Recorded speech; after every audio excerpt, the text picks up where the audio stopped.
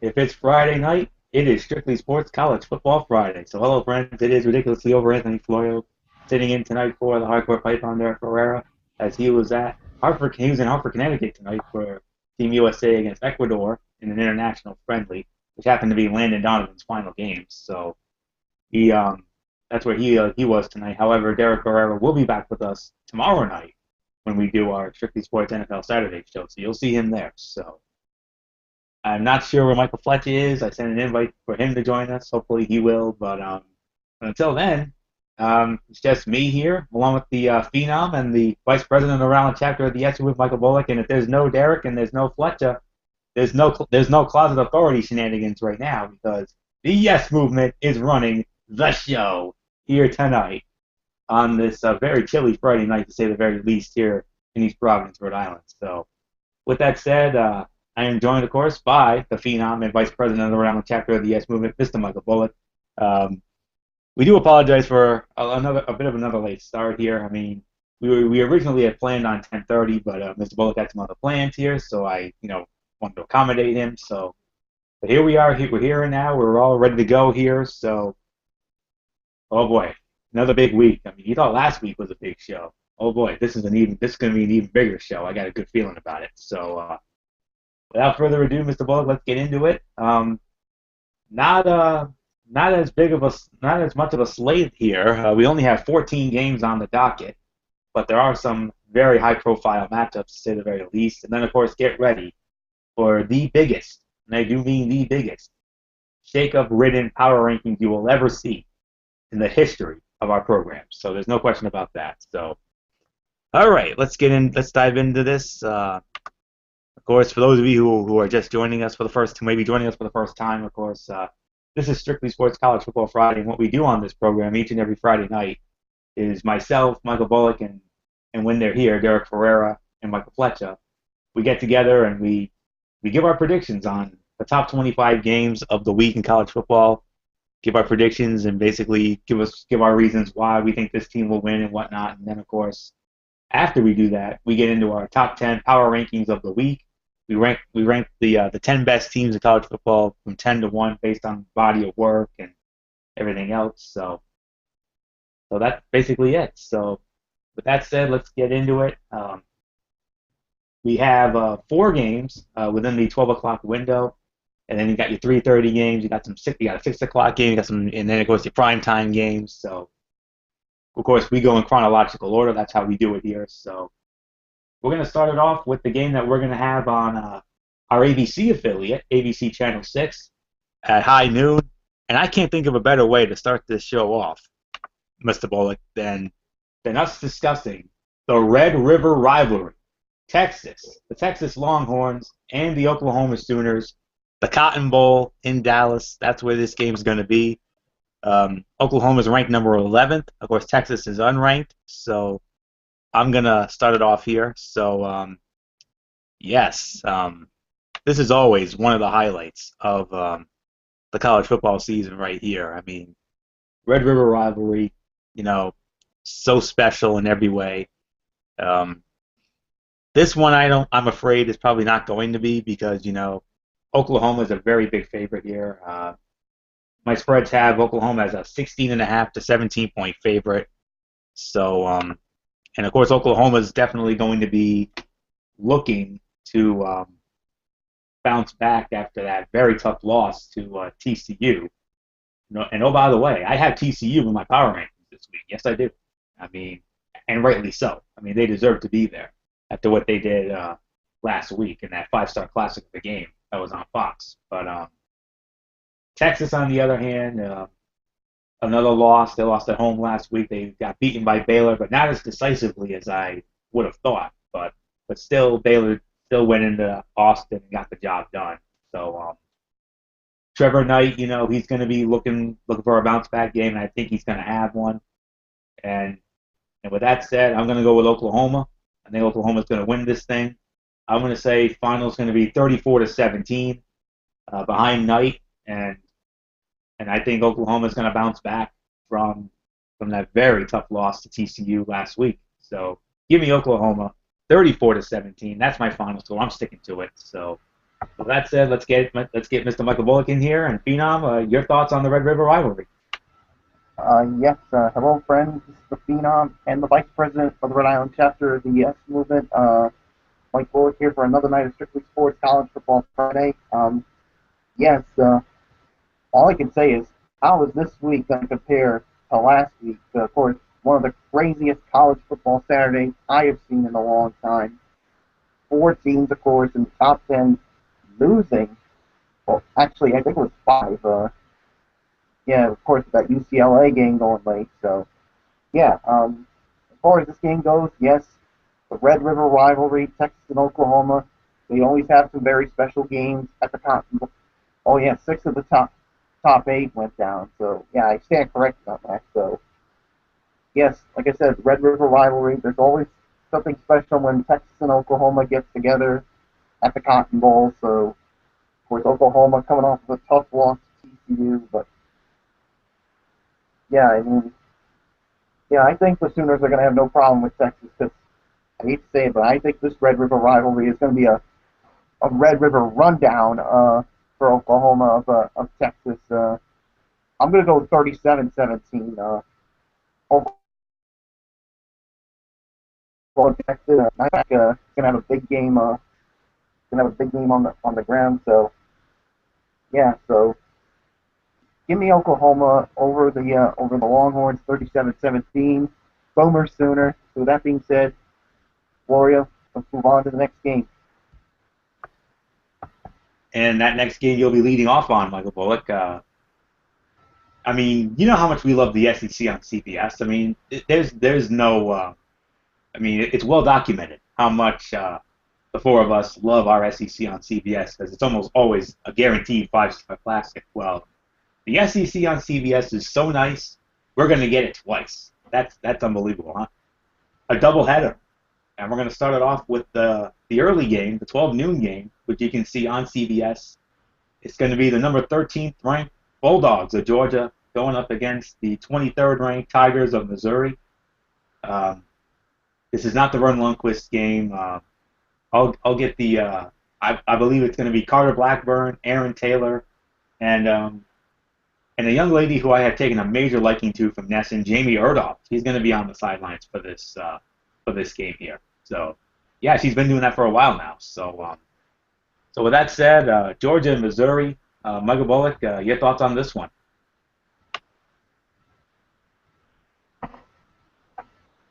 Yeah, of course, Georgia, of course, coming off of a tough loss, of course, to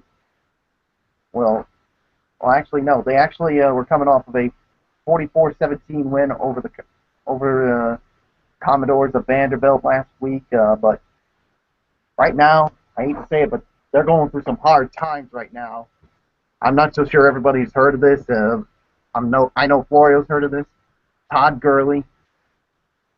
He has been suspended indefinitely by the school for an alleged violation of NCAA rules, and yeah, and I've also heard that sometime early next week they could announce the length of his suspension, and I heard there's even a possibility he might not even return this season. I've heard those rumors today, so that's a big time blow for Georgia. And unfortunately, I hate to say this, I know Florida's going to agree with me on this, I should say. Todd Gurley, you are now officially a nog and a diva. And you know how we are when it comes to nogs and divas. We hate it, and yes, that's right, Florio. No, no, no, no, no.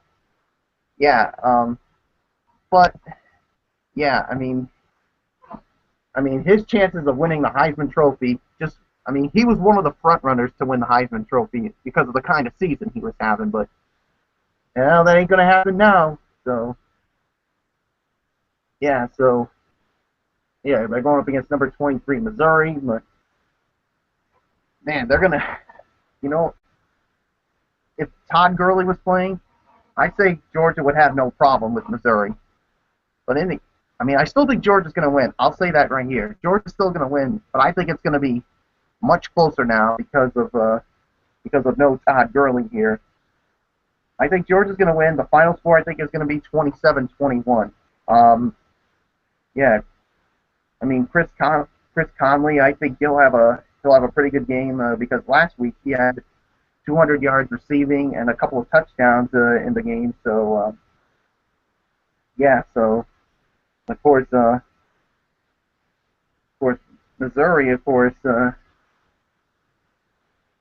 yeah, yeah. So to me, there's really nothing else to say except give me Georgia, but it's going to be a close one, 27-21. So that's really all I can say on it. And all I can say is Todd Gurley for this whole NCAA violation. In the immoral words of fucking Brennan Stimpy, you fucking idiot! Move on. I'm done. I'm finished with this noggin diva. Florio, please go. I'm right there with you, man. I mean, you know how we are about that. I mean, we have zero tolerance for nods and divas. I mean, but then again, there's a lot of things on our shows that we have zero tolerance for, like gun enhancement fights, or can't be comedy bull funky nonsense, or unnecessary filler. But the one thing, I mean, as much as we hate those, the one thing we have the absolute most zero tolerance for, nogs and acts of nog and divaism. That's all there is to it. I mean, noggery and divery, William Marone. I mean, that's horrible. I mean, this whole memorabilia thing. I mean, I'm sick and damn tired of hearing about memorabilia and all this good stuff. I mean, look what happened at Ohio State for God's sakes. I mean, Terrell Pryor and those idiots. And don't forget Johnny Manziel. Of course, Johnny Football. I mean, one of the poster children of the Summer of Hard Times, 2013. We'll never forget it. But nonetheless, let's dive into this. I mean, we're here to talk about a game. We're not here to talk about an act of noggery or thievery. No way. That's not what we do here. But anyways, Georgia and Missouri just definitely took a turn for a much interesting turn now. Now that Gurley is out, um, Georgia, I'm sure, was a big favorite going in, but the spreads have gone down considerably. I mean, how considerably? Well, let's just say they are now a 2.5 to 3 point favorite now. Only 2.5 to 3. I mean, which leads me to believe that this game could end up being a 5-star game.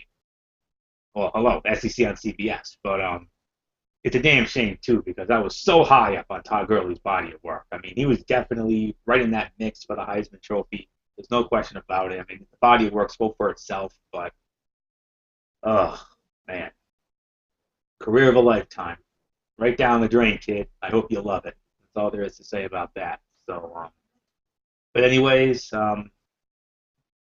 this just got tough for me. I mean, if Gurley was playing, I would definitely have Georgia. Very confidently, I would have gone with Georgia to win this game. But I don't know, Mr. Bullock. I mean, I'm starting to lean towards the other way now. I mean, I really don't see how Georgia can go into Columbia and beat Missouri without their Heisman Trophy candidate. I really don't think. I'm really not sure. And plus, they're only a 2.5 to 3 point favorite. I mean, I'm not really that comfortable with it. So, and besides, Missouri, they got a great quarterback in Matt Mock, who's had some great games this year. And I think he's going to have a very nice game here. I really do. And it's because of this, I'm actually going to disagree with you on this one, Bullock. I'm actually going to go for the upset here. I normally don't like to go with upsets, but I feel like an upset here in this case is definitely necessary and warranted. So I'm going to go with Missouri to pull the upset here. I'm going to say final score is going to be, let's try 27-24. Missouri upsets Georgia at home. I mean, if the game was in Georgia, maybe I'd go with Georgia, but I don't know. There's something about Missouri in Columbia in their home field. But then again, they lost to Indiana for God's sake, so you never know. So, but anyways, I'm going for the upset. Give me Missouri in this one, 27-24. So, yes, especially after last week's game. Greatest college football Saturday ever. What are they going to have in store for us for an encore? Oh boy, that's all I can say. So, all right, enough of that. Let's move on to our next 12 noon game. And this game will be seen on, let me see, this game's going to be on ESPN. It's going to be the number one team in the land, your reigning and defending national champions, the Florida State Seminoles, going up against the Syracuse Orange. This game will be at the Carrier Dome in Syracuse. I'm going to start it off.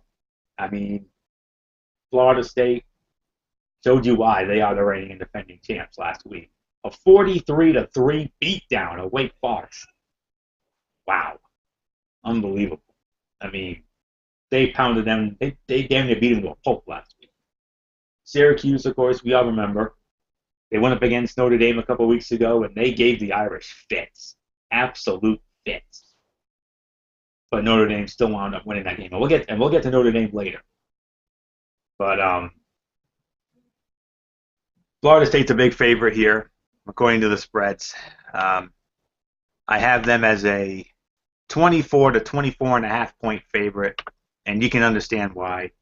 I mean, I think Jameis Winston's going to go off here, and I think his band of merry men, the running game will get going. The receiving core, they'll have a big game as well. So, and I expect the defense to feast on some Syracuse quarterback because their starting quarterback is now hurt. So, yeah, they're really at a worse for wear now. So, I'm going to go with Florida State in this one. I have no issues on this one whatsoever. Final score for me, I'm going to say 37 to 13. Florida State goes into the Carrier Dome, kicks down the door, and makes themselves right at home, and continues to show you why they are indeed the reigning, defending, undisputed national champions. 37-13, Florida State rolls. Michael Bullock, your thoughts? Yes, Florida State, like you said, going into the Carrier Dome to face the Orange, and of course, they're coming off of a 43 to 3 beatdown of Wake Forest last week. So yeah, and Syracuse, I mean, in that game against Notre Dame at the MetLife Stadium, they did give the Fighting Irish some fits. So in the first half, but second half was all Irish. So yeah, I don't think this one's going to be pretty. Florida State is going to win this one. I think the final score is going to be 41 to 10 in this one. I think you're to see Jameis Winston. He's going to have a good game here. So so there's really nothing else to say except 41-10 Florida State over Syracuse. With that being said, Oreo, let's move on to the next game. And that next game you'll be leading off on, Michael Bullock, so get ready. It's going to be another ACC matchup. This game will be at 12:30. This can be seen on ESPN3 or ESPN Game Plan or whatever cable sports package you may have. It's going to be the Duke Blue Devils going up against the 22nd ranked Yellow Jackets of Georgia Tech. So, Michael Bullock, your thoughts on Duke and Georgia Tech? Yeah, and of course, Georgia Tech, of course, they're off to a 5-0 start, 2-0 in conference play, and basically, of course, coming off of a 28-17 victory over Miami last week. And of course, they're ranked. They're in the top 25 for the first time since November 20th of 2011. So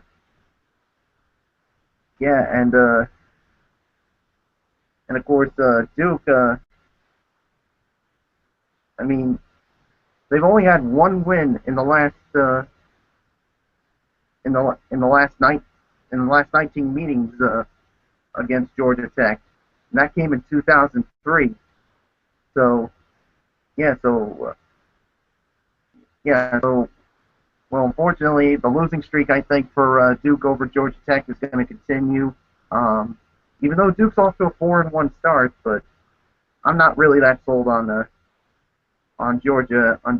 Not Georgia. I'm at Duke, I should say. So I'm going to say the final score for me is Georgia Tech 31 and Duke 7.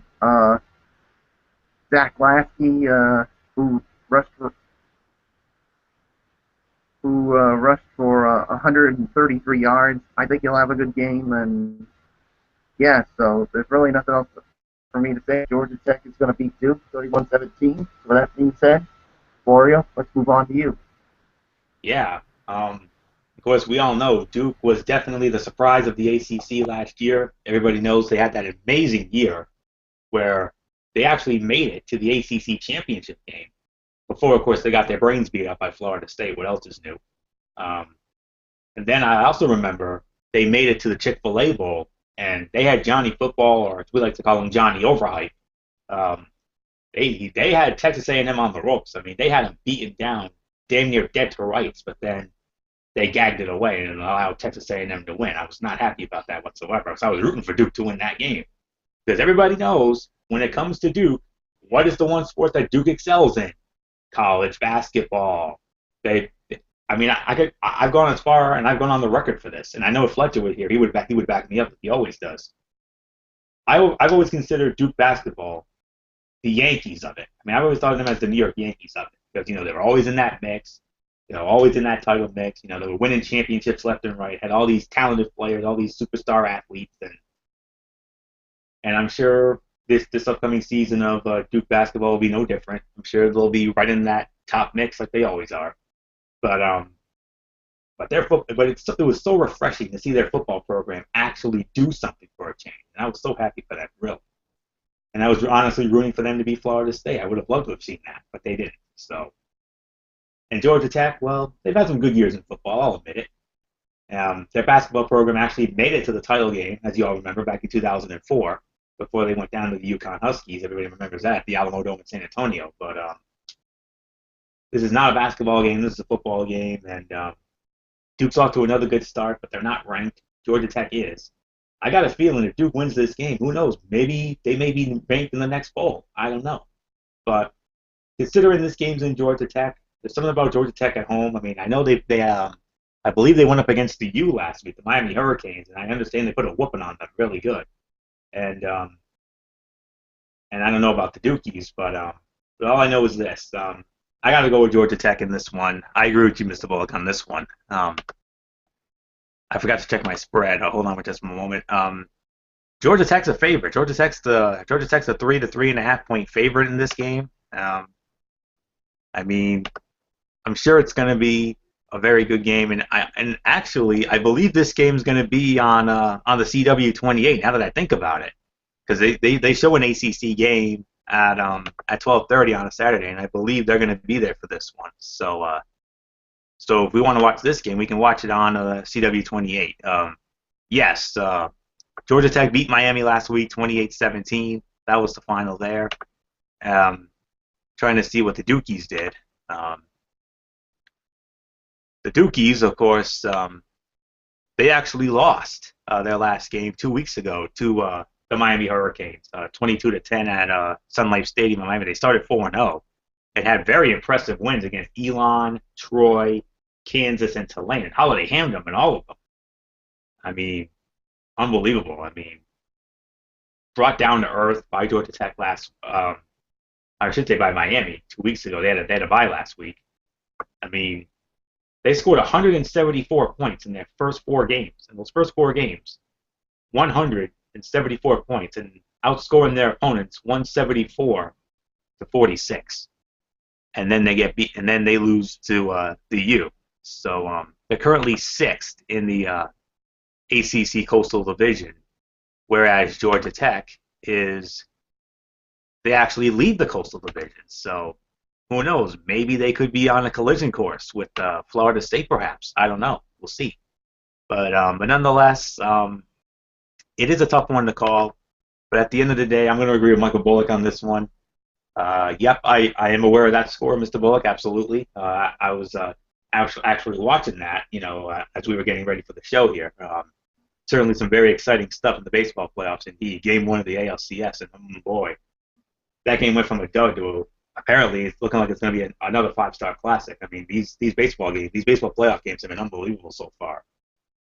So I know we'll have more on that, well, that's the story for another day, but I'm going to go with Georgia Tech in this one. I'm going to say finals going to be 24-21. I just like Georgia Tech at home, so I wouldn't be surprised if Duke wins. I mean, because they've been doing so well. So, but there's something about Georgia Tech though. I just got to go with them right now. I think they're the hotter team, so I'm just going to go with the Yellow Jackets in this one. 24-21. That's my final. So with that said, let's move on, and we're going to move on now to the 3:30 games. Oh boy, you know how much fun these games are. Oh yeah. And we're going to start it off with the game that's going to be on ABC Channel 6, according to my listings here. And this is the first of our big ones. Oh, yeah. And when I mean big ones, I mean Battle of the Titans. From the Big 12, it's going to be the number 9th ranked Horned Frogs of Texas Christian University, or TCU as we like to call them, going up against the fifth-ranked Bears of Baylor.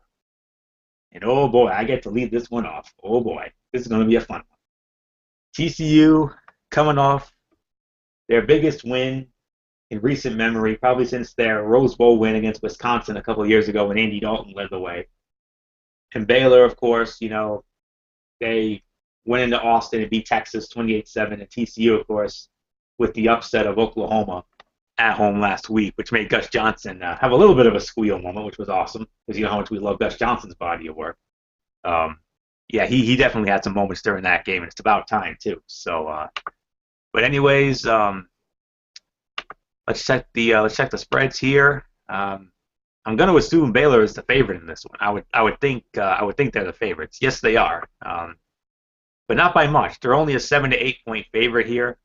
I mean, of course, Baylor, not as impressive as I would have liked them to have been against Texas. I mean, they won 28-7. That's fine, but Bryce Petty had a meh game, if I'm being honest. But his supporting cast definitely stepped up when they needed to, and they came away with the win. And Bryce Petty, like I said, back to earth, back down to earth, as the old saying goes. Reality, back to reality, as I like to say.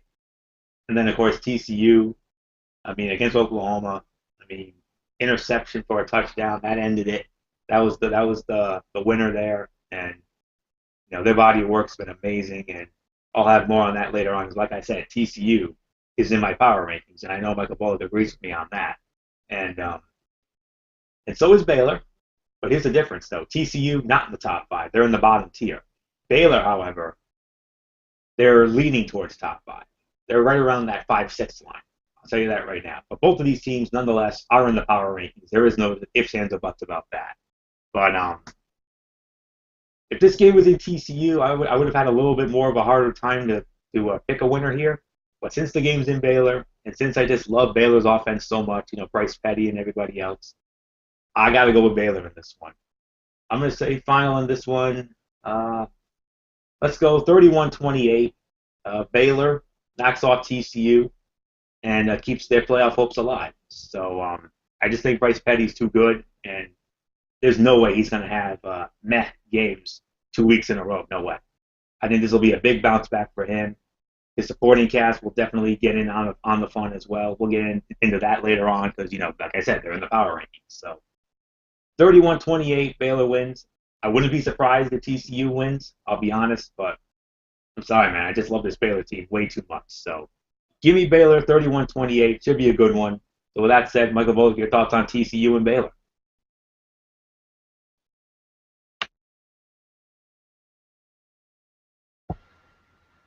Yes, of course, like you said, TCU coming off of a upset Oklahoma 37-33, and a game that Trevin Boykin, where he had 395 yards of offense, and it was one of the reasons why they beat him.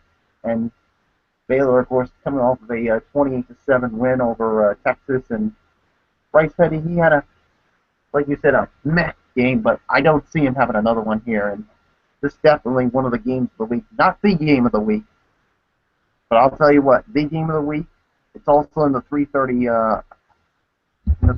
range. Where? I mean, which game?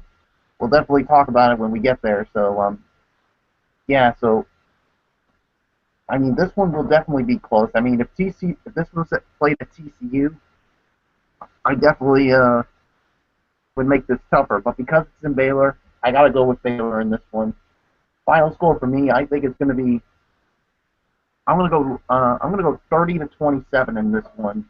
Petty's going to have a bounce back game, and yeah. So there's really nothing else to say except give me Baylor over TCU. So with that being said, Warriors, let's move on to the next game. Which you will be leading off on, of course. So get ready on this one, Mr. Bullock. Oh yeah, you're gonna be leading off on my team, the Notre Dame Fighting Irish, buddy. Here we go. This game, of course, on NBC. It'll be the North Carolina Tar Heels going up against the 6th-ranked Fighting Irish of Notre Dame at Notre Dame Stadium. Notre Dame on NBC. You know what that means? Dan Hicks, Mike Mayock, and the beautiful Catherine Tappan, one of our all-time personal favorites. So So with that said, Michael Bullock, your thoughts on North Carolina and Notre Dame?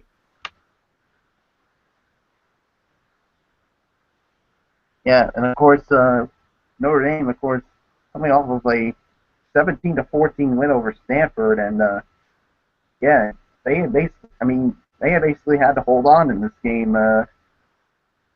Yeah, and of course, North Carolina, they're 2-3 on the year, and well, let's just say yeah, the run defense, let's just say, is not really good. So, well, yeah, that's what it is. Oh no, no, no. Sorry about that, but yeah, Notre Dame. I don't see them. I mean, I mean, they're definitely going to win, and I don't see this being another close one like last week. So yeah, the final score for me is going to be Notre Dame 38, North Carolina 14 in this one. I think you're going to see Golson have a really good game here. So, and basically, let's just say he's gonna keep it keep being in that running the Heisman Trophy, and looking at the all-time series, Notre Dame leads the all-time series, 16 games. I mean, 16 wins to only 2 losses, and but the last time they met was, of course, in 2008, and let's just say was not a good one for the Fighting Irish, where they lost to North Carolina 29-24. So yeah, will be the first meeting since then, and I think Notre Dame's going to get some payback, and they're going to get it in a big way. So give me Notre Dame 38-14. There's really nothing else to say. Let's move on to Anthony Florio, our resident Notre Dame expert. Yes, sir.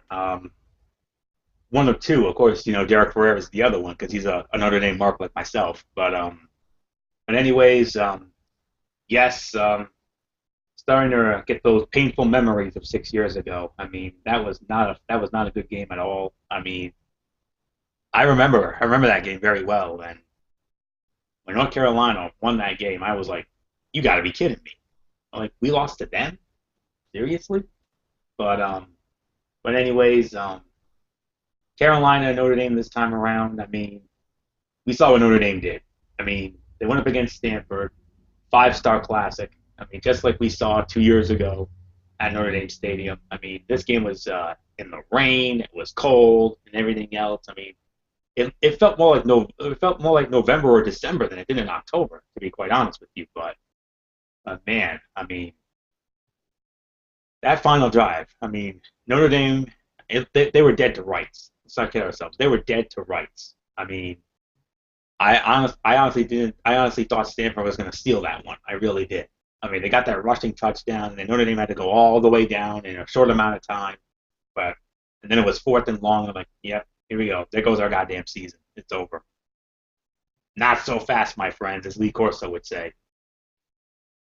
Everett Golson, ice water in his veins, throws it into the end zone, wide open, touchdown. Notre Dame wins. Wow, unbelievable. I mean, I honestly thought they were dead to rights. I didn't think they were going to win that game, but they did, and I was so happy. What a win for Notre Dame. I mean, very tough game. I mean, you knew Stanford was going to give them some major fits. You knew they were, but just somehow, some way, they found a way to get it done, and I was so excited to see that. As a Notre Dame fan, I was marking like a crazy man, and I don't think we're going to have any high drama this time around. I mean, especially considering Notre Dame was a 16.5 to 17-point favorite in this game. So, and I do think that Everett Golson's going to have another big game. And let me tell you something. After what happened to Mr. Gurley up in Georgia, there, I think Everett Golson's Heisman Trophy chances just definitely got better. His stock just went up big time, my friends. That's all I can say about that, and I'm very pleased about that. So, expect Everett Golson to have a big game. I also expect William Fuller to have a big game as well. Of course, Corey Robinson, as you all know, the son of NBA Hall of Famer, the Admiral, David Robinson. I think he's going to have a big game as well. Running game will get going, and I think the defense will definitely keep North Carolina's O in check. So there's really nothing left for me to say except, of course, I'm going to agree with Mr. Bullock on this one. You think I'm going to go against my team here? No way. Not no way, not no how. Next week, though, may be a different story. Maybe. That's all I'm going to say. So, so with that said, I got Notre Dame, and I got them. I got them big as well. I'm going to tweak Mr. Bullock's score just a little bit. I'm going to say 38-17 is going to be the final score in this one. 38-17. Notre Dame rolls over North Carolina at home.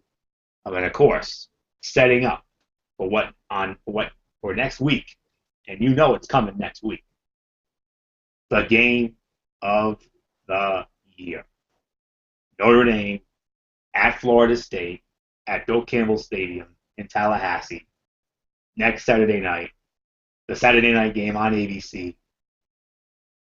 We'll get to that later on, but oh man, I cannot wait for that. I mean, next week can't get here fast enough. That's all I can say about that. So, 38-17, Notre Dame over North Carolina. All right.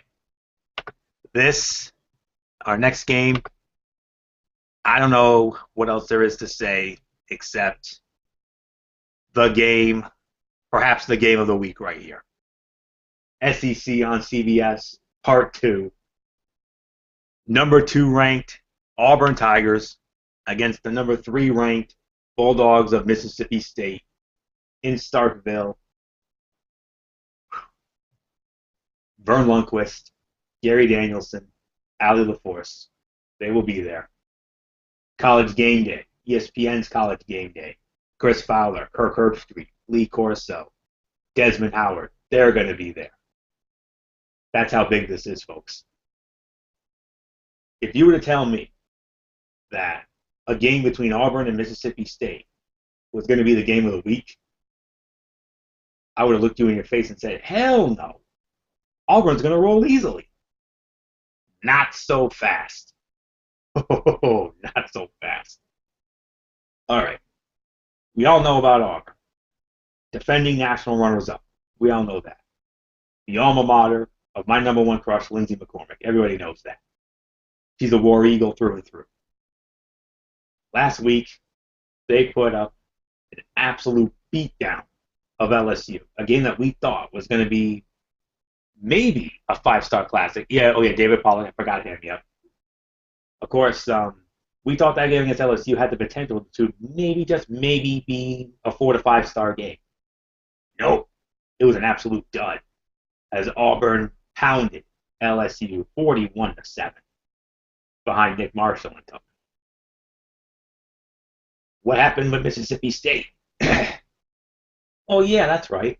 They won at home against Texas A&M. And oh, by the way, somebody on this panel had that one, I believe. I'm trying to put my finger on it. Who had that one? I'm trying to think about it. Oh, that's right. I believe I had that one. Yes, I'm the only one who had the guts, the cojones, if you will, to go with Mississippi State. Whereas Mr. Bullock went with Texas A&M, Derek Ferrera went with Texas A&M, Michael Fletcher went with Texas A&M. Ha! You were all wrong. I got it right. You know why? Because yes, I believe. And I'll eat that slice of humble pie right now. Oh yeah, not only are you going to eat it, but you're going to like it, my friend. That's all I can say about that. You will like it. Like that apologize meme on Meme Gene, the CM Punk apologize, one of our personal favorites. So, but I'm really not a braggadocious guy, you know. I'm just trying to have some fun here because, we could use some fun right about now. And that's what we're having. We're going to have some fun here tonight because that's what happens when the Yes Movement runs the show. But anyways, oh my gosh, this is so tough. I mean, Auburn, of course, Lindsay McCormick's alma mater. You know how much I love her. Love her more than the moon and the stars. Everybody knows that. But there's just something about this Mississippi State team. Really is. Especially Dak Prescott. Dak Prescott had the game of his life against Texas A&M last week. He was the main reason why they won that game and won it the way they did. And, man, this is so damn tough to call. It really, really is. I mean, this can go either way. It really, really can. Checking the odds. Of course, Auburn's the favorite, but not by much. They're a 2 to 3 point favorite in this game, and I can see why. The body of work, Nick Marshall, Cameron Artis-Payne, Ricardo Lewis. I mean, these three, and of course that ferocious defense that absolutely, manhandled LSU last Saturday night at home. In Mississippi State, like I said, Prescott is just unbelievable. Man, this is a heart and gut situation here. My gut tells me to go with Auburn because of their body of work and experience, but my heart is telling me to go with Mississippi State. Ask anybody who knows me, Mr. Bullock included. I love underdog stories. Hell, Michael Bullock loves underdog stories. He loves underdog stories just as much as I do, if not more. And what have I been saying? 2014 has been the year of the underdog in the sports world, and even in professional wrestling as well. I mean, we saw it with our boy Daniel Bryan. We saw it at WrestleMania 30. He beat all three members of Evolution in a span of 2 matches to become WWE World Heavyweight Champion. And oh man, I'll never forget that WrestleMania review show that you and I did with Fletch Bullock. I mean, man, did we give him fits on that night, huh? Yes, Movement ran wild. That's all I can say about that. After Daniel Bryan's big moment. Long overdue, by the way. And then 4 days later, for all you TNA Impact Wrestling fans, we saw with Showtime Eric Young. He wins a gauntlet match at the very start of the Impact Wrestling show. And then in the main event, he wins the TNA World Heavyweight Championship from Magnus. Fast forward a couple months later. My favorite NHL team, as well as Michael Fletch's, the New York Rangers. What did they do? Something that a lot of us experts thought they had no chance of doing. They went to the Stanley Cup Finals, for God's sake. Should have won it, I'll be honest. I would have loved to have seen them win it. And if they had, well, Fletch and I would have been impossible to deal with to this day. Me more so, to be honest. And then, fast forward to right now, what we're seeing in the baseball playoffs with the Kansas City Royals and the Baltimore Orioles. More so the Kansas City Royals. I mean, a team that's been enamored in hard times for the better part of 20 years and are just 4 wins away from their first World Series in nearly 30 years. I mean, amazing. Just amazing. So if Daniel Bryan, Eric Young, the New York Rangers, and the Kansas City Royals can go on underdog runs and have underdog stories, who the hell is to say Mississippi State can't keep this underdog train rolling? Lizzie McCormick, you know I love you. You know how much I love you. You know how much I love your Auburn Tigers. I love their body of work. I really do. I love Nick Marshall. I love Cameron Artis-Payne and Ricardo Lewis. But I'm sorry, my love. I gotta go with my heart on this one. I'm doing it again, folks. I am going for the upset. I believe in this team. I am believing in this team. I am a believer of the Mississippi State Bulldogs. And I think they're going to find a way to do it again. They're going to shock the world one more time. Mississippi State is going to win behind Dak Prescott. And I think the defense will make a game-saving play towards the end. Mississippi State's going to win, folks. 21-17 is going to be the final. I mean, if these SEC on CBS games have been no indication as to how these things are going to go out, then I don't know what else there is to say. So I do think Nick Marshall's going to have a good game. I do think Artis-Payne's going to have a big game. I think Lewis will have a big game as well. I think the defense will have some moments. But at the end of the day, 2014 has been the year of the underdog, and I don't see that changing anytime soon. I really don't. Let's keep this underdog train rolling. Let's go with Mississippi State behind their Heisman Trophy candidate, Dak Prescott. 21-17, Mississippi State pulls the upset. I believe that fully in my heart of hearts. Michael Bullock, how are you going to follow that? Whew. All I can say is I don't know how I can follow that. I mean, yes, I mean, without a doubt, this is the game of the week. I mean, if you would have asked me, last week that Auburn, Mississippi State would end up being the game of the week, I would have said you're nuts. But with all the upsets that we had, it made it possible. I mean, right now, this is the game of the year in the SEC, no doubt about it. Of course, Mississippi State coming off of a 48-31 victory over then number 6 Texas A&M, and of course,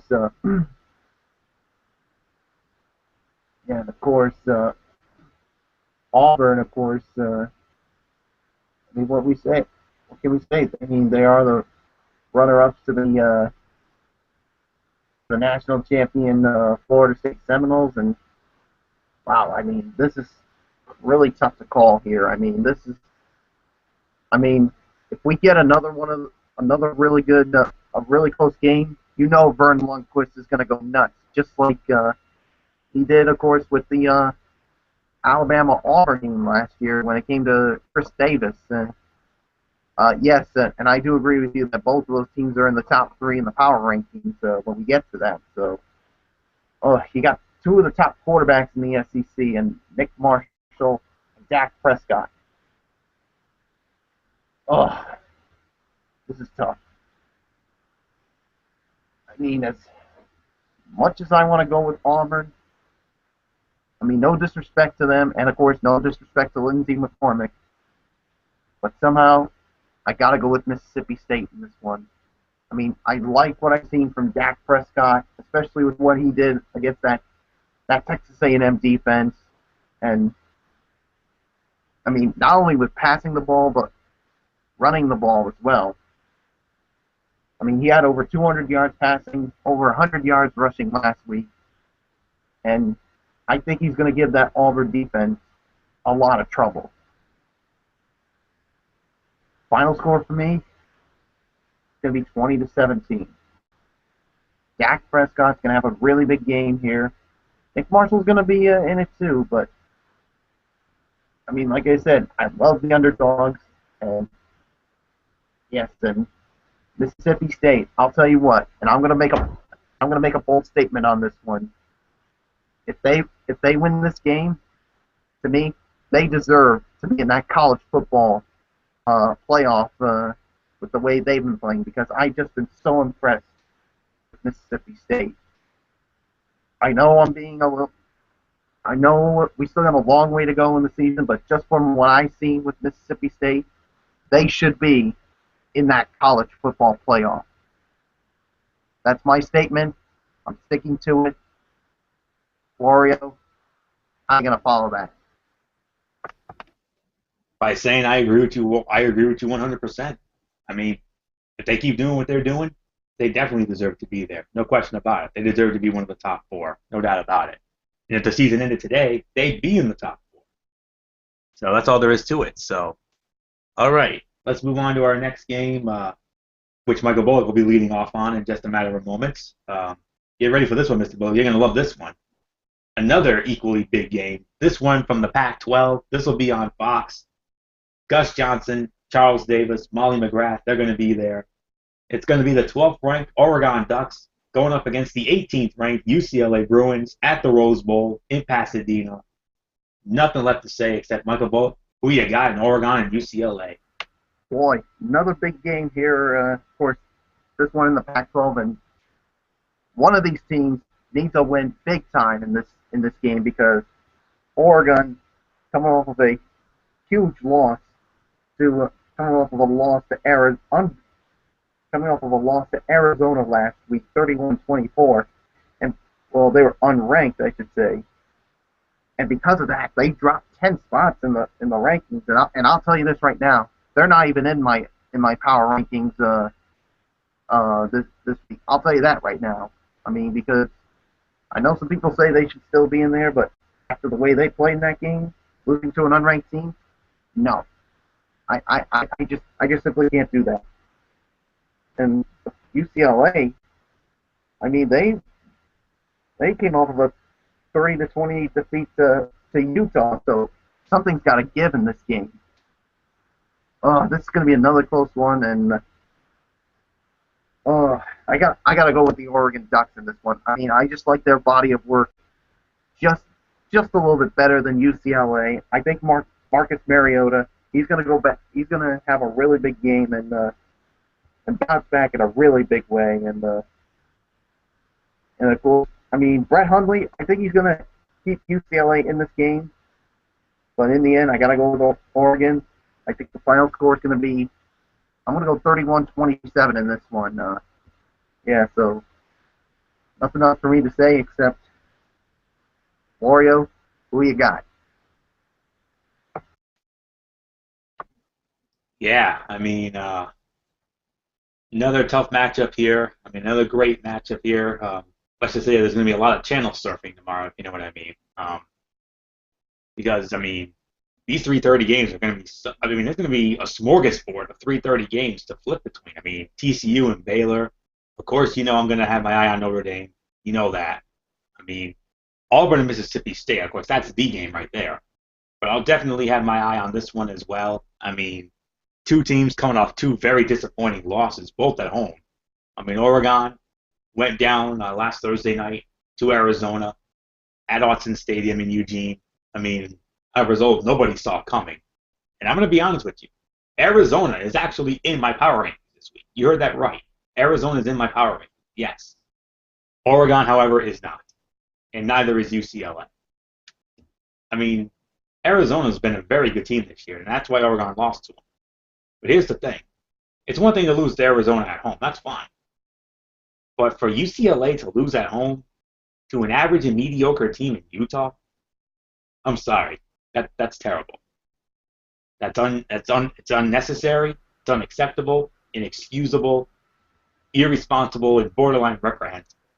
And That's a game. as well. I don't really like to include. I'm not really going to include pointless in this one, but it's definitely unnecessary. It's definitely unacceptable, and it's borderline reprehensible. It's downright unforgivable. I mean, to lose to a team like that at your house in the Rose Bowl, where you have 90 to 100,000 plus there cheering you on, and you lay an egg like that, dude. No, they lose on a missed field goal. It was a damn near chip shot, and they miss it. That's horrible. Ugh, my goodness. But nonetheless, they still lost to Utah. I do agree with you, Michael Bullock. I got to go with Oregon in this one. Checking the spreads, Oregon is the favorite, 2.5 to 3. I can understand why. I mean, UCLA is a very good team. We all know that. But they just, picked a really bad time to have, a bad game. I mean, I honestly think they were looking past Utah. I think they looked past Utah to get to Oregon. That's what they did. They're like, Utah, they're nothing. We'll beat them easy. Yeah, right. That didn't happen. And I kind of think Oregon may have done the same thing. Look past Arizona in order to get to UCLA. I mean, this game would have been a lot more meaningful if both of these teams had won. If both of these teams had won, I think this would have been the game of the week and not Auburn and Mississippi State. I really don't. It's just one of the games of the week. It's not the game of the week. That's Auburn and Mississippi State all the way. But anyways, Michael Bullock makes a great point. I mean, Marcus Mariota, I think he's going to have a bounce-back game here. I really do. I also think UCLA's quarterback, Brett Hundley, I think he's going to have a big game as well. But at the end of the day, I got to go with the Oregon Ducks in this one. I'm going to say final score here is going to be 35-31. Oregon goes into the Rose Bowl and beats UCLA. And should be one hell of a matchup. And, honestly, I can't wait to see how it plays out. I mean, these Fox games are usually pretty darn special. And when you have Gus Johnson and Charles Davis and the beautiful Molly McGrath on the sidelines, I really don't see how this thing can be a dud at all. So 35-31, Oregon beats UCLA in the Rose Bowl. Should be a good one. So, all right. With that said, let's move on to our next matchup. I believe that concludes our 3:30 games, and now we're going to move on to the 4 o'clock matchup. Only one 4 o'clock game. This game will be on Fox Sports 1. It's going to be the 16th ranked Cowboys of Oklahoma State going up against the Jayhawks of Kansas. I'm going to start it off. Yeah, this is our first real meh game of the week right here. Oklahoma State is a huge favorite. They're a 21-point favorite across the board. So I really don't see how Kansas is even going to hang with Oklahoma State in this one. I mean, J.W. Walsh, the Oklahoma State quarterback, is going to have a very big game here. I think the offense is definitely going to be coming into going to go into Lawrence and definitely put a whooping on Kansas. Another school that's more known for their basketball than their football. I mean, the basketball team, they're fine. They're going to be in that mix as well this year. You heard that here first. And of course, some hard times for the football program. They just recently fired Charlie Weiss, so they let him go, and I can understand why, because he did nothing there. I mean, he was great at Notre Dame, but he did nothing in Kansas. We thought maybe he was going to turn that program around like Mark Mangino, his predecessor, did, but nope, no way. I can honestly go as far as to say this could be the lock of the week, but until I look at all the other spreads, I'm just going to say this is one of the locks of the week. Give me Oklahoma State in this one, and give me Oklahoma State big. I'm going to say the final in this one. I'm going to go. Let's see. I'm going to say 52-17. Oklahoma State goes into Lawrence and absolutely manhandles the Kansas Jayhawks. One of the locks of the week. 21-point favorite. Come on. That's too easy. 52-17, Oklahoma State rolls over Kansas. Enough said. Michael Bullock, it's yours.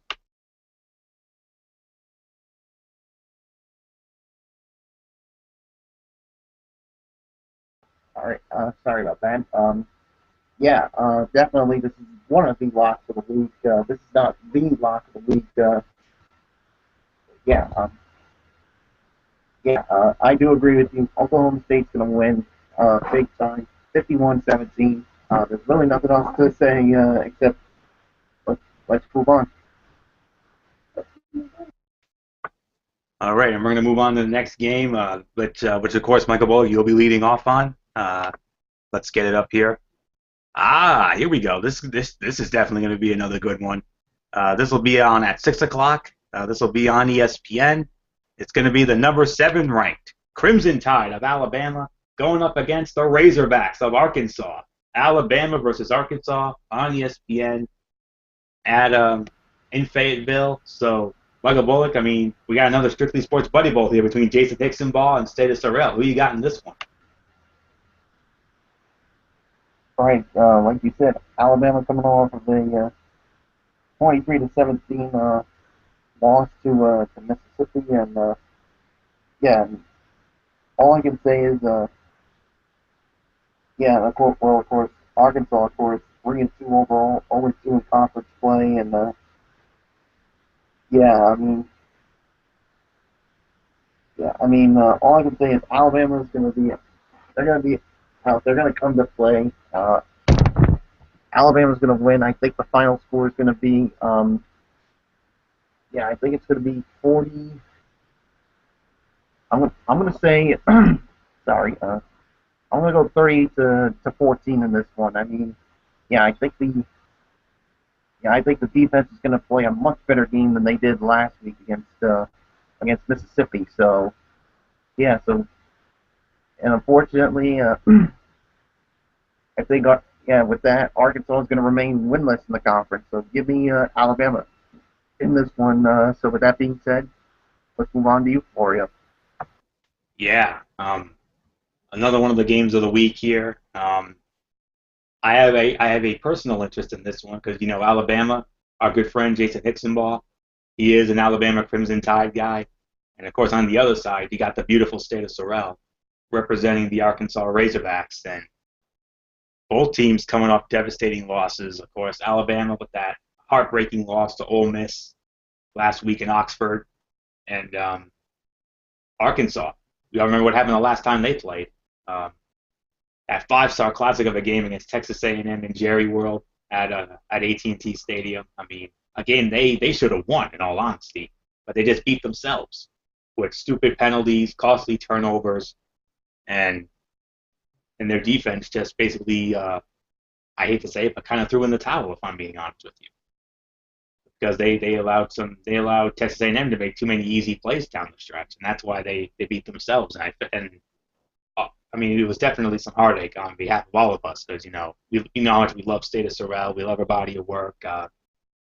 She did a weekend mashup last Sunday, I believe, and she definitely got into that. And yeah, I mean, I was kind of hoping she would have been on the show tonight. I mean, it would have been huge to say the very least, but unfortunately, doesn't look like it's going to happen. Even though I sent an invite out to her, but I don't think that's going to be happening. So, but anyways, Alabama's a 9-point favorite in this one. I mean, this is actually a little bit closer than Mr. Bullock pegged it. I mean, I know Bullock has Alabama winning big. I can understand that, but here's the thing: Arkansas in big games, they gave Auburn fits and they gave Texas A&M fits.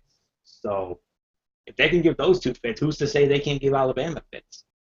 But at the end of the day, checking my spreads. Yes, it's a 9-point spread for Alabama against Arkansas in Fayetteville. I do agree with Mr. Bullock. I'm going to go with Alabama in this one. I think Blake Sims is going to have a big game. Let me see, Amari Cooper. That's the guy I've been. That's the young man I've had my eye on. I mean, I think he's the best receiver in the country. If I'm being honest with you. And then the running game. I think the running game's going to get going as well. So, and even though Alabama lost last week, I'm going to be honest with you. I still have them in my power rankings, believe it or not.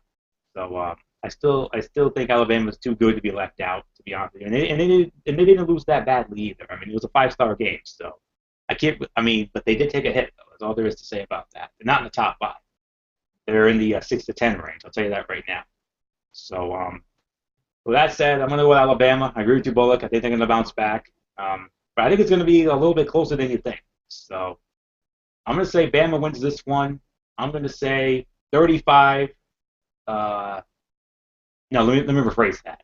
38-28. I think it's going to be the final score. I think Alabama will beat Arkansas. I think Arkansas will give them some fits early, but I just think Alabama with Sims and Cooper and the running game is going to be just too much for Arkansas to overcome.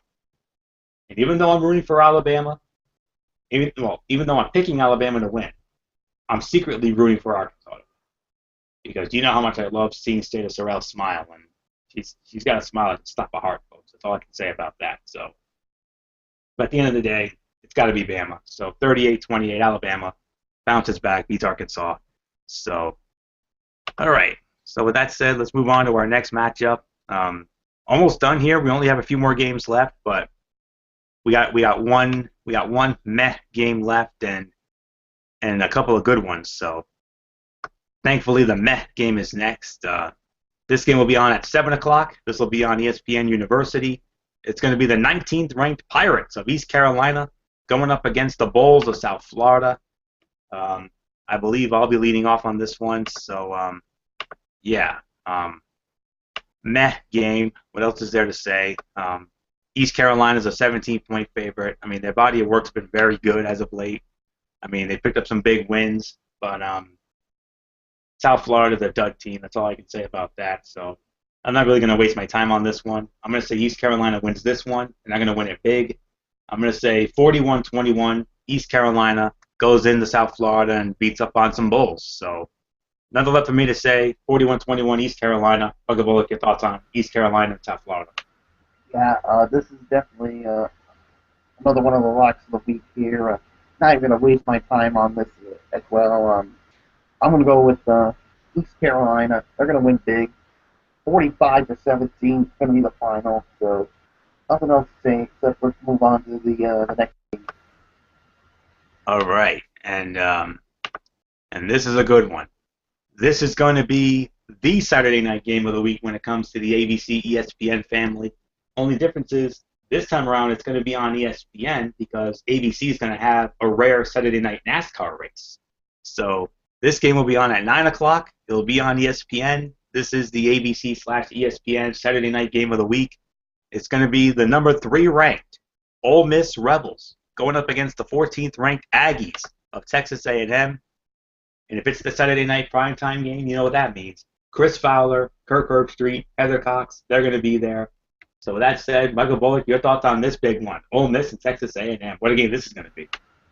Yeah, this is definitely going to be another big game in the SEC. Of course, Ole Miss coming off of a big win over Alabama last week, and of course we already know about Texas A&M. Of course, losing big time to Mississippi State, and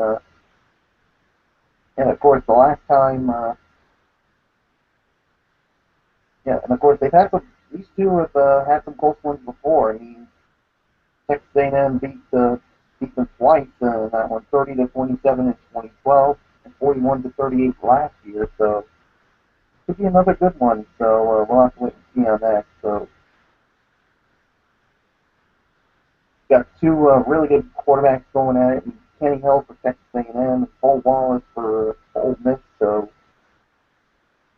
yeah. So me, I'm gonna go with the Ole Miss Rebels in this one.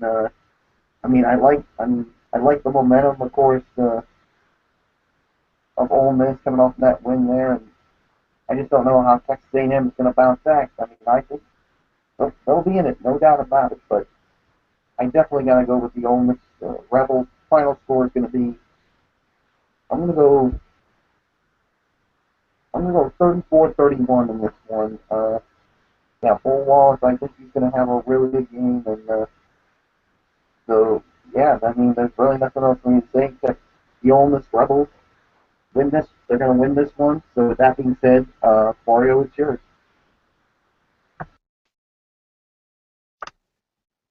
Oh man! And some breaking news from Major League Baseball: the Kansas City Royals have just taken the lead on the Baltimore Orioles in the 10th inning, 6-5. Alex Gordon with a solo home run has given the Royals a 6-5 lead in the 10th. I mean, what is it about this team? I mean, this is unbelievable. I mean, the underdog story is coming through again, folks. I'm telling you. So we'll keep an eye on that definitely. But let's get into this. Another one of the big games of the week here. I mean, Ole Miss. I mean, 5-0 for the first time since 1962. I mean, it's been forever and a day since that's happened. Texas A&M. Texas A&M's the favorite in this one. Hard to believe. Well, I can certainly understand because their body of work just speaks for itself, and they're at home. 2.5 to 3 point favorites are Texas A&M in this one. I mean, Ole Miss, of course, coming off their biggest win in school history in recent memory. That big win against Alabama last week. I mean, biggest win that's happened. I did forget to mention there was a Tony fun fact I left out.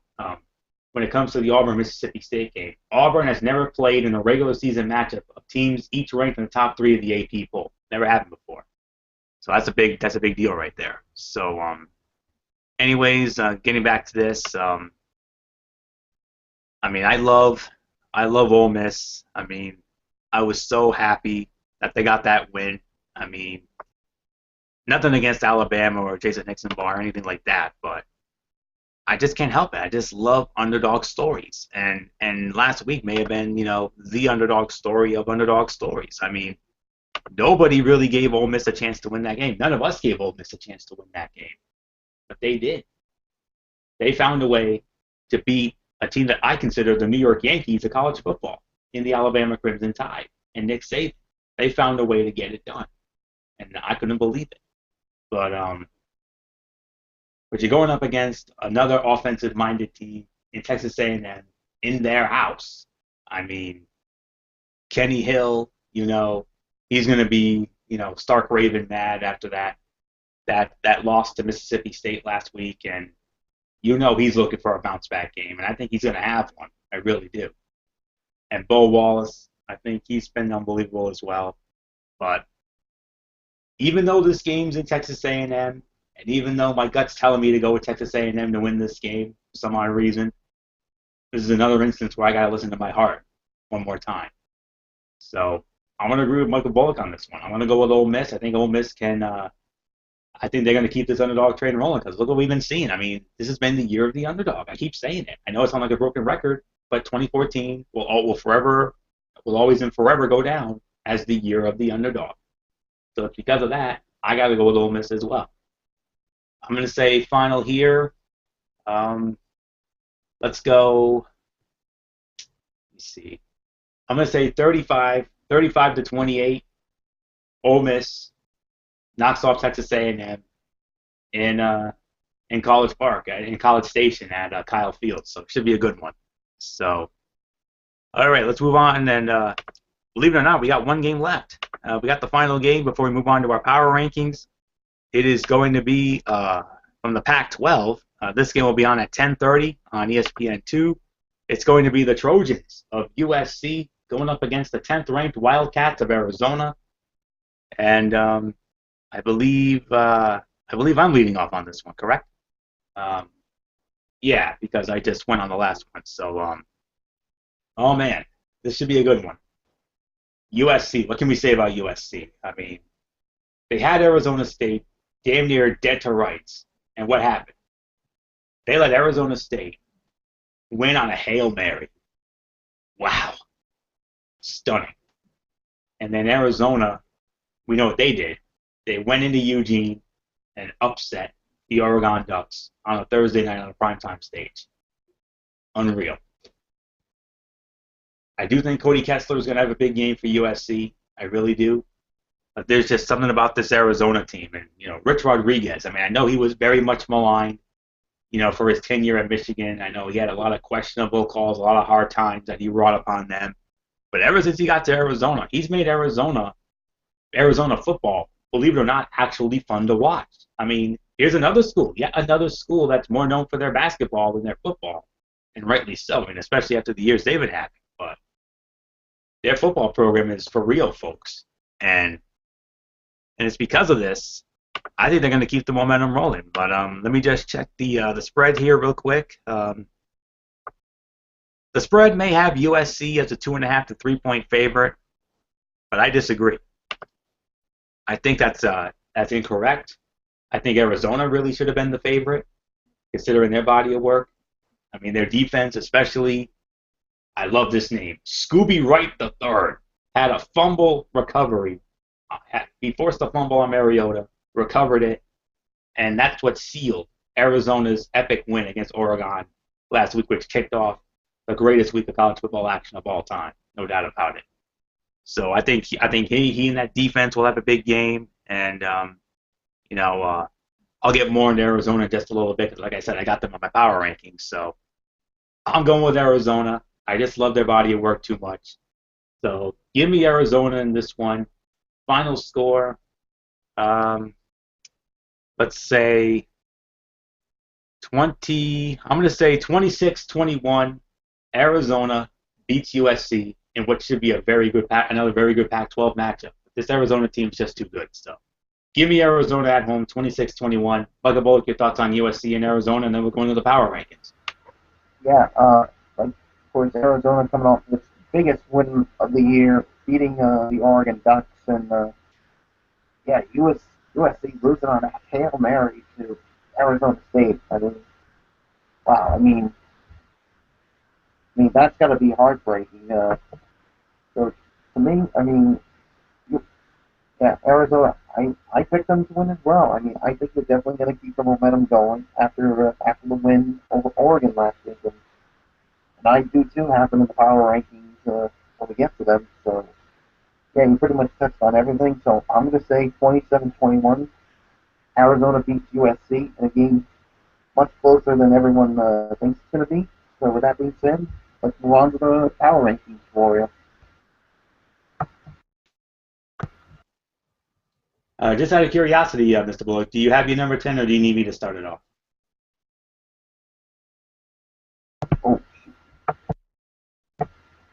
Oh, yeah, sorry about that. Had my mic muted. I actually do have my number 10, and Okay. I'm actually going to go with the team we just talked about. That's the Arizona Wildcats as my number 10. Yeah, like we said, they came off of a huge upset over the Oregon Ducks, 31-24 over them last week. And yeah, I mean the running game had 207 yards rushing. So yeah, I mean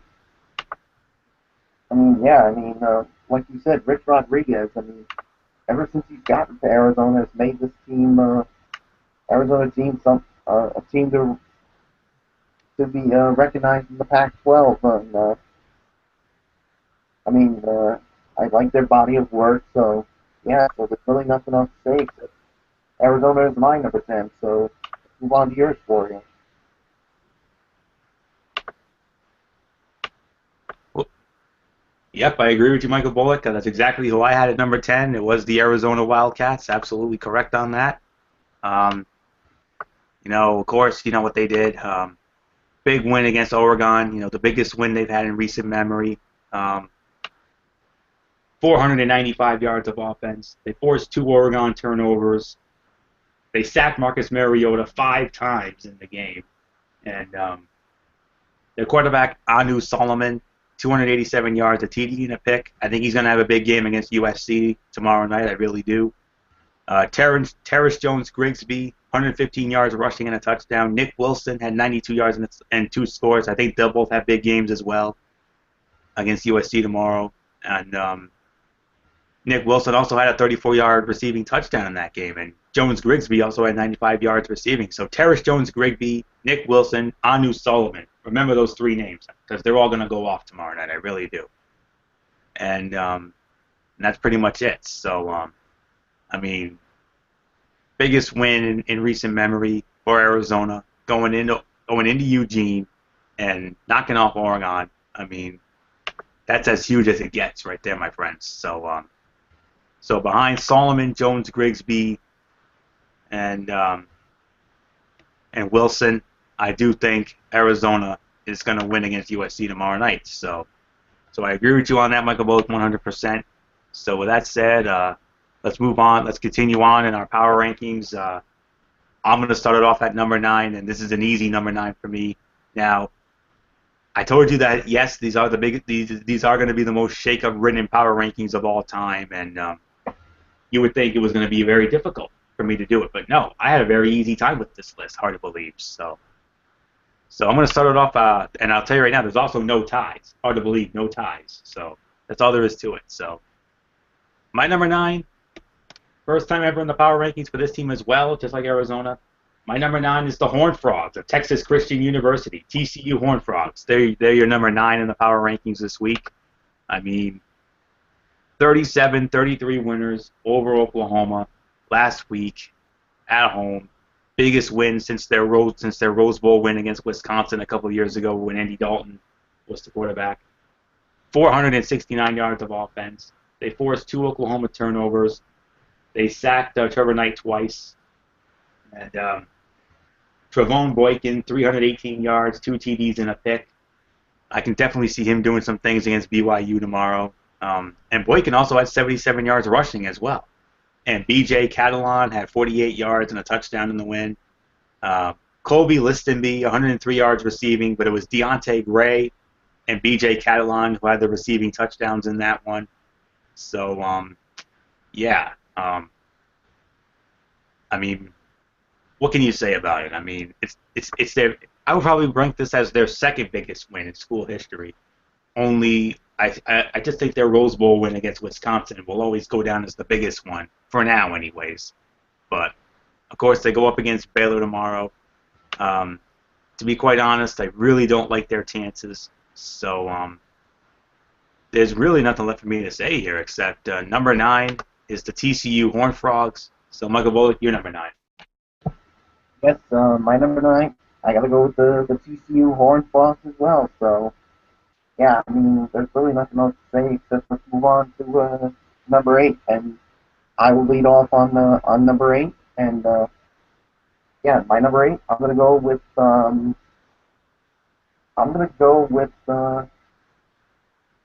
don't think I mean I think this team of course comes from the Big Ten for who I have, and it's the Michigan State Spartans.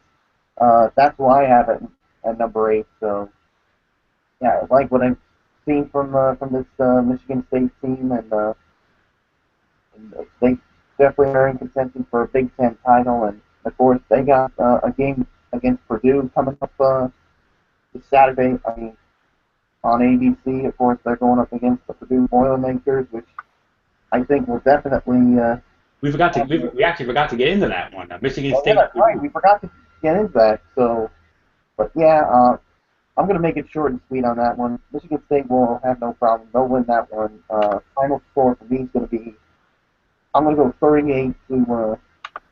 I'm gonna go 38 to 13 in this one. So yeah, so yeah, so there's really nothing else for me to say except Michigan State's my number 8. So let's move on to your number 8, Florio, and your score for that game.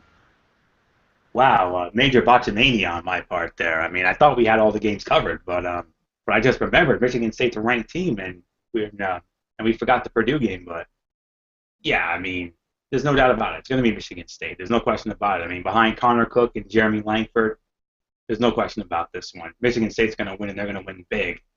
Um, I got to check the spreads real quick. Just give me a moment.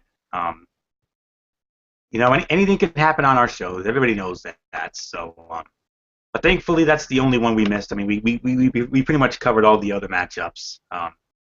It's very rare we do a botchamania, but it is what it is. So, Michigan State's a 20.5 to 21-point favorite in this one. So, yeah, do you really think that this game's gonna put some butts in the seats? No, I don't think so.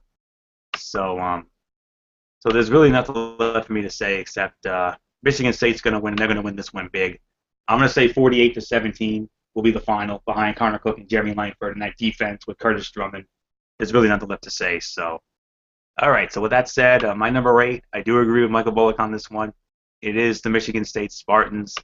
I mean, the body of work just speaks for itself. But thing is, though, I mean, they almost collapsed. They almost choked at home against Nebraska last week. I mean, yeah, they won, but they almost let Nebraska come back and steal it.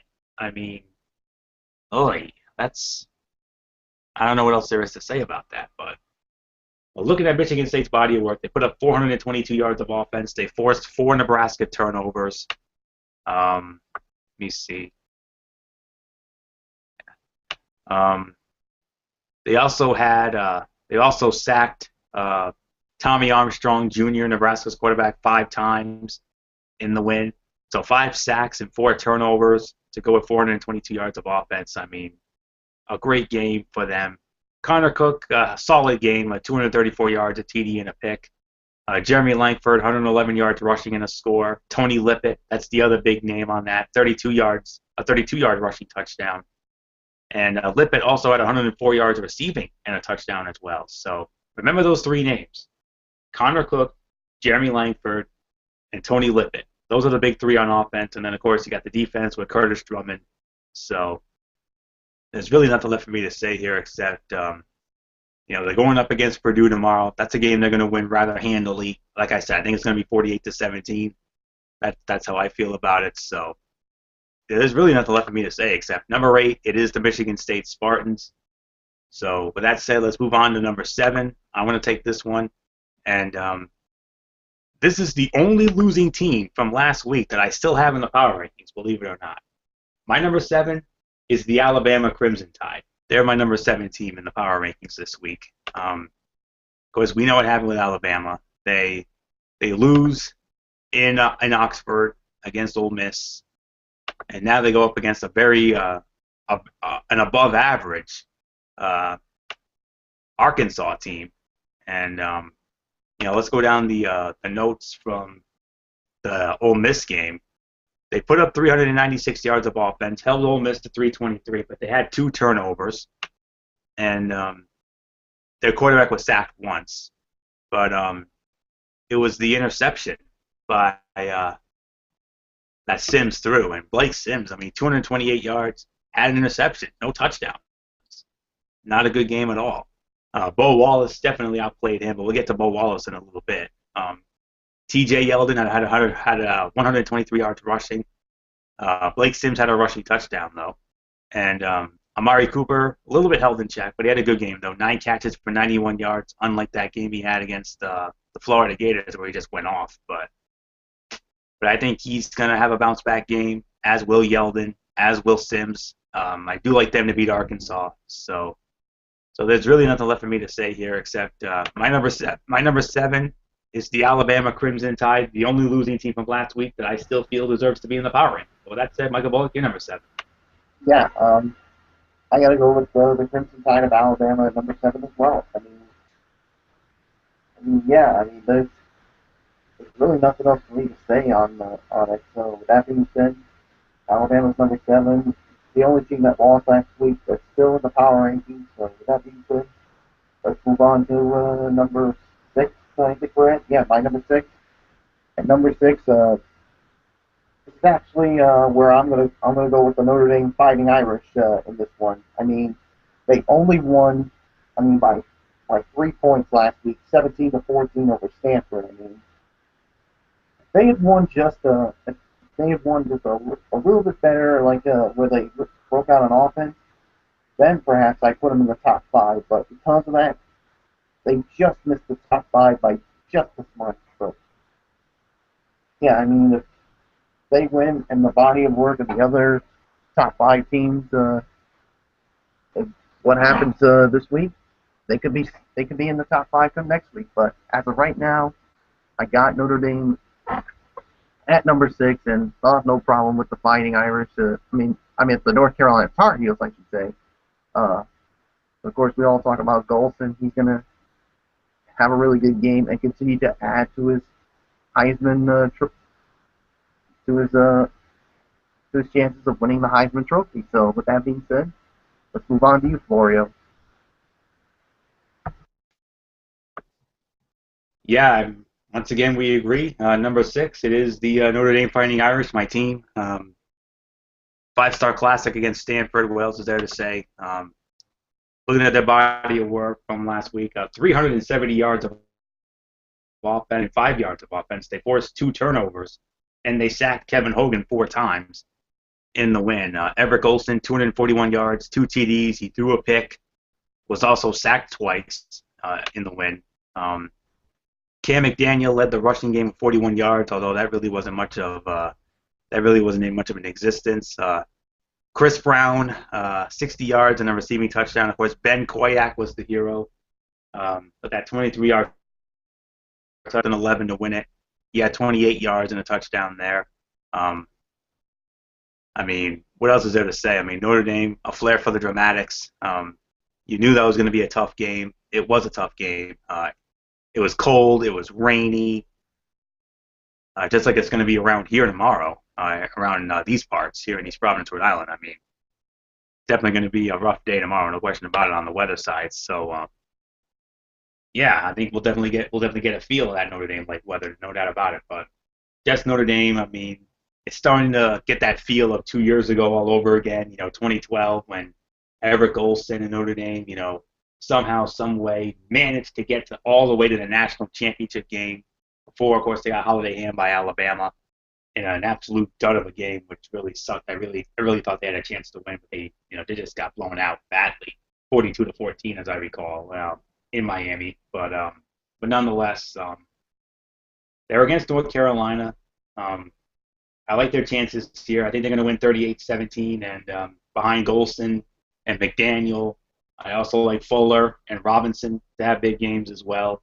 And the defense will definitely get to North Carolina as well. They'll fluster them. So, and get this win here, and then we can set up for what we think we will no doubt about it, call the game of the year next Saturday night when Notre Dame goes up against Florida State in Tallahassee.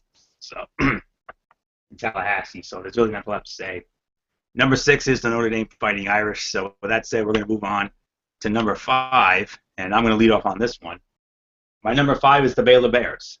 Baylor Bears are number 5 in the power rankings this week. Of course, it wasn't even though it really wasn't that much of a decisive win against the Texas Longhorns. They still won anyway.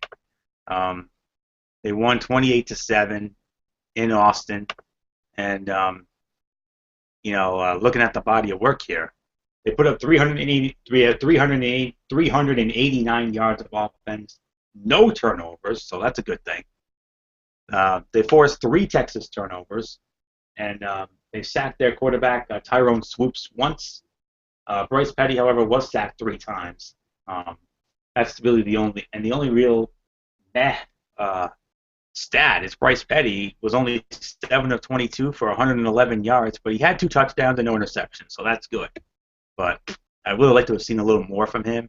Um, Shock Linwood led the way, 148 yards rushing and a touchdown.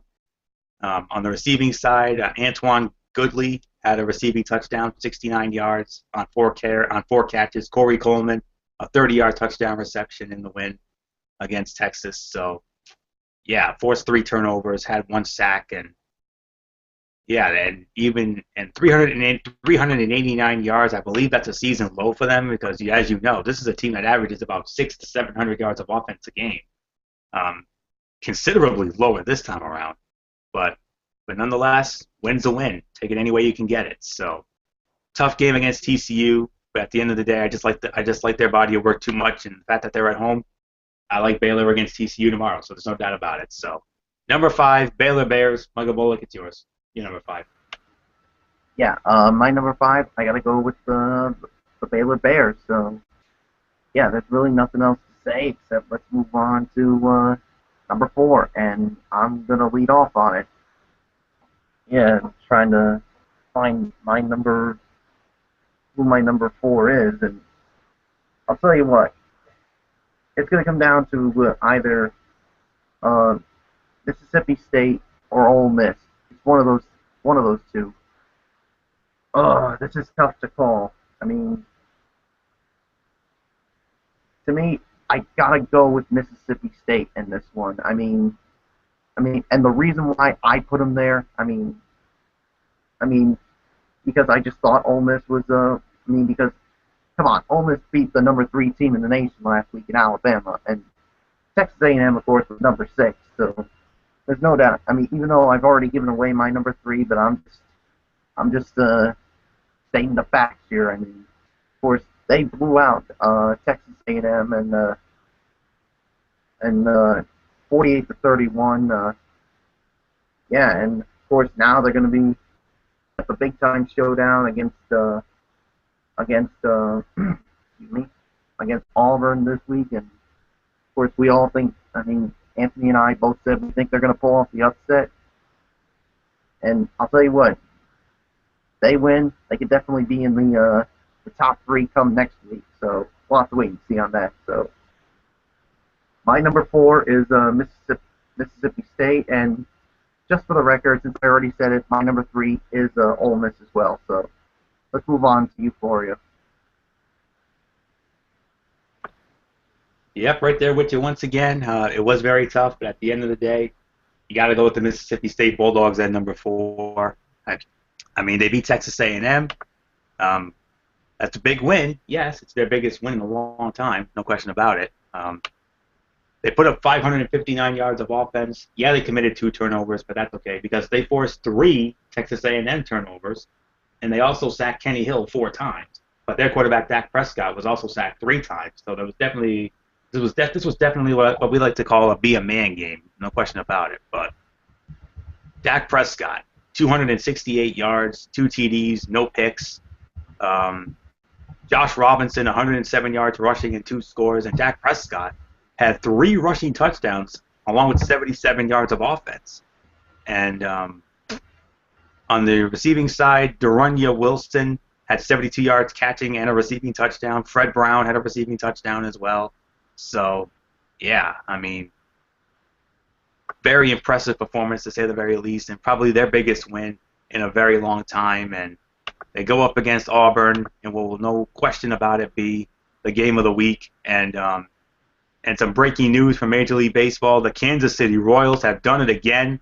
They have defeated the Baltimore Orioles 8-6 in 10 innings to take a 1-game-to-none lead in the American League Championship Series. Of course, Game 2 will be slated for a little after 4 o'clock tomorrow afternoon. And, of course, on top of that, there's also going to be Game 1 of the National League Championship Series between the San Francisco Giants and the St. Louis Cardinals. That game will be on Fox. So yeah, just wanted to share that with you real quick. So Michael Bullock's absolutely correct on this one. Mississippi State Bulldogs are your number 4 in the power rankings. So with that said, let's move on to our number 3, and I'm going to start it off. Well, we agree again. I think we're going to go perfect here in these power rankings this week. I think we're going to agree on all of these because my number three, just like his, although I'm going to make sure he reiterates it so you don't miss it out. My number three, the Rebels of Ole Miss. I mean, say what you want, but the body of work, I mean, look who they beat, for God's sake. The team that I have considered the New York Yankees of college football, the New York Yankees and the New England Patriots of college football, the Alabama Crimson Tide, at home, and they got it done for their first 5-0 start since 1962. Alabama outgained them in the yards department, 396 to 323. Yes, but Alabama committed 2 turnovers. Ole Miss only had 1, and also on top of that, Bo Wallace was sacked twice, and Blake Sims was sacked once. But at the end of the day, it was Bo Wallace. Bo Wallace outplayed Blake Sims. Bo Wallace, 251 yards passing, 3 touchdowns, no interceptions. Running game was non-existent, but the receiving core, they stepped up. Laquan Treadwell, Vince Sanders, and Jalen Walton had receiving touchdowns in the win. And of course, it also helped that Alabama kicker Adam Griffith missed a couple of field goals. That definitely played into it. And missed a PAT and a field goal, but they brought in Gary Wunderlich as the other kicker, and he was perfect. And that definitely played a role in that as well. And then, of course, that interception in the end zone, that sealed it for Ole Miss. I mean, 61,826 in attendance at Vaught-Hemingway Stadium in Oxford. They got a treat. There's no question about that. I mean, they're going to be taking home a memory. I mean, biggest win in a very long time for that program, and first 5-0 start since '62. Going up against Texas A&M. I'm a little shaky about this one. I'm not really all that confident about this one, but they always find a way to win. So let's give them a chance. So it's not going to be an easy game, but I think they can find a way to beat Texas A&M in College Station. I really do. So nothing left for me to say except number 3. It is the Ole Miss Rebels. Michael Bullock. I think we already know who your number 3 is, but just reiterate for the home fans. Yeah, my number 3 is the Ole Miss Rebels. So I pretty much reiterated on it. So with that being said, let's move on to number 2, and I'm going to lead off on that. My number 2, of course, is the Auburn Tigers. So definitely loving their their body of work, of course, as the runners up to the national at that national championship game, and I like what Gus Malzahn has done with this group, and excuse me, of course, being led by of course Nick Marshall, and they definitely got that big test coming up against Mississippi State. Game of the week, of course, being on CBS. So, of course, we all think Mississippi State's gonna upset Auburn. So, so really nothing else to say except Auburn is my number 2. So let's move on to yours, Florio. For only the second time in the history of a Strictly Sports Power Rankings, we're going to be perfect. We're going to agree on everything. I mean, you remember about a year or so ago, we went, me, and Derek Ferrero went perfect on an NBA Power Rankings, as I recall. So, and we're going to go perfect yet here again, because I'm right there with you. Number 2, it is the Auburn Tigers, no question about it. 41-7 beatdown over LSU last week. Here are the numbers. 566 yards of offense for Auburn, holding LSU to only 280 yards. They didn't force any LSU turnovers. That's the only downside. They committed 1 turnover, but it was all right.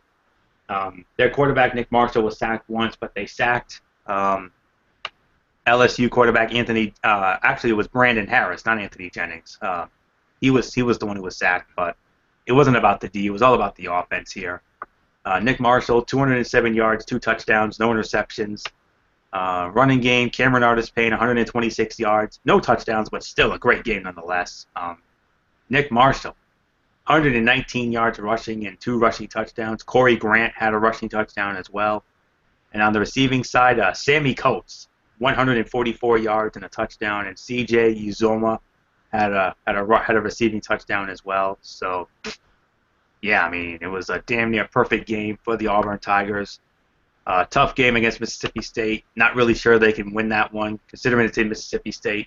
If this game was in Auburn, then it would have been Auburn, no question about it. I would have liked Auburn's chances. I mean, especially the fact that they're 12-0 at home under Gus Malzahn. But this is a road game, so there's really nothing left for me to say. I mean, would I be surprised if Auburn went into Mississippi State and won? No, I wouldn't. But I just got this feeling about this Mississippi State team. I really do. So with that said, number 2, it is the Auburn Tigers. So we're gonna wrap it up here with our number 1. Gee, I wonder who it could be. Oh yeah, your number 1 yet again. It is your reigning and defending undisputed national champions, the Florida State Seminoles. 43-3 beat down at Wake Forest last week. I mean, get ready for these numbers. Despite the fact that they committed 2 turnovers, and despite the fact that Jameis Winston was sacked 3 times, and they only had 1 sack of Wake Forest quarterback John Wolford, listen to what Florida State did. They forced 3 Syracuse turnovers. I mean, Syracuse, Wake Forest. They play Syracuse next. They forced 3 Wake Forest turnovers and held Wake Forest to a total of, get this, 126 total yards of offense. And how many did Florida State put up on their end? 475. So 475 to 126 in the yards department. Jameis Winston, 297 yards, 1 touchdown, 1 interception. Rushing game, you had Mario Pender with a rushing touchdown, as did Jameis Winston. On the receiving side, Travis Rudolph had a receiving touchdown as well. I can see him having a good game. Erman Lane, I think Pender's going to have a big game as well. And Jameis Winston's going to have a big game against Syracuse tomorrow. So I think they'll beat Syracuse. I think they'll barely get by Syracuse because I think Syracuse will give them fits like they gave Notre Dame fits some time ago. But I ultimately like them to win, setting up, of course, the big one next Saturday night when they host Notre Dame at Doak Campbell Stadium in Tallahassee for what I honestly consider the game of the year for me. So, and I cannot wait to talk about that 5-star classic next Friday night here on Strictly Sports College Football Friday. And hopefully we'll have the band together for that one. So, nothing left to say. Number 1, Florida State Seminoles. Michael Bullock, take us home with your number 1. Yeah, number 1, Florida State. Really nothing else to say except let's wrap it up for you. And wrap it up we will, and that's going to do it for this edition of Strictly Sports College Football Friday. We appreciate you all we thank you all so very much for tuning in and appreciate it as always. Of course, no shout-outs here. We're going to save those for tomorrow night. Of course, let me set the table for the future content. Of course, tomorrow night, it's not going to be me hosting this time around. Derek Ferreira, the Hardcore Pipe Bomb, he's going to be back. He's going to be back at the controls tomorrow night for Strictly Sports NFL Saturday. He'll be here. I'll be here. Michael Bullock will be here. Hopefully Michael Fletcher will be here. That's a big if, by the way. But, we're going to talk about, Week 6 of the NFL. Give our predictions for all the games and, of course, our power rankings. That's all I'll say about that. So that'll be tomorrow night. Not sure on the time. It'll probably be around the same time, 10, 10:30, maybe 11, depending on Mr. Bullock's plans. We'll get into that in just a little bit. As soon as we go off the air, we'll have a little behind-the-scenes chat and discuss that. But Derek Ferreira is the one running the show, so that's all I can say about that. So yeah, tomorrow night, Strictly Sports NFL Saturday, and then, of course, Monday night, we'll be right back here on the Tone 25 for another all-new edition of the Wrestling Forum. I'll be here with that, along with Michael Fletcher and Michael Bullock, following Monday Night Raw. That's on Monday night. And then, of course, next Friday night, Strictly Sports College Football Friday. Pretty sure Derek will be here for that one as well. And then our NFL Saturday show on top of that. So definitely some big things coming up. So that's going to do it for us. So until tomorrow night, it is Ridiculously Over Anthony Florio for the Phenom Michael Bullock. And, of course, with us in spirit, the Hardcore Pipe on Derek Ferreira and the Cerebral Viper Michael Fletcher. Once again, Ridiculously Over Anthony Florio saying, you know the routine, everybody. Thumbs up. Talk to you later. Yeah. Throw it up Fortune 4 style. Have a great Saturday. Enjoy the college football action. And until tomorrow night for Strictly Sports NFL Saturday, which will be seen on Derek Ferrera's YouTube channel, SLB 2009, you've been watching Strictly Sports College Football Friday, Week 7 edition, right here on the Tone 25 on YouTube.com. Bye for now, my friends. God bless, and be good to each other.